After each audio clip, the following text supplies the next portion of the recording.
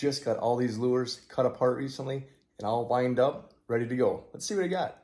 On this table is 396 lures, retrieved from a couple dives. Got size 5, 6, and 7 ripping wraps all along here. The cool story about this one here is that I found this last year, had bad paint, had it repainted by my painter. Someone bought it, they lost it, I found it again. Now that is awesome.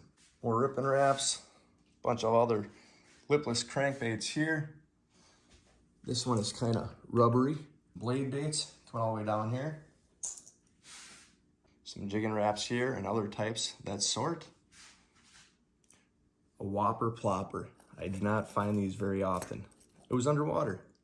Bunch of other random baits going up there. Coming down here, we got a Livingston lure, and these things have batteries in them. As you can see, there's a battery in there. I've got a couple more up there. They're not cheap. Bunch of spoons here, some spinners.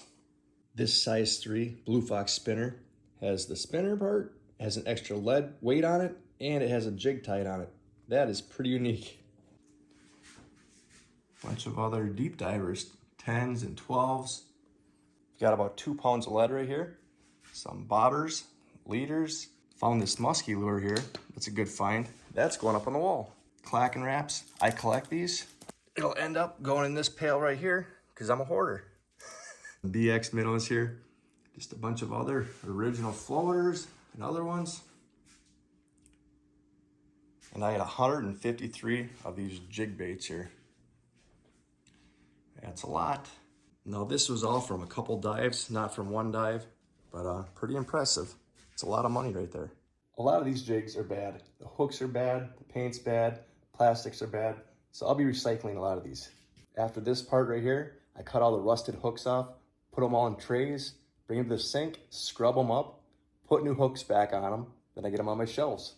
I'm also working on a little art project where I'm gonna try to put all this stuff right here onto this piece right here that I found in the river. Should look pretty cool, but I have no idea if I'll sell it or what I'll sell it for, but it's probably gonna go on my wall. What do you think an art piece like that would be worth?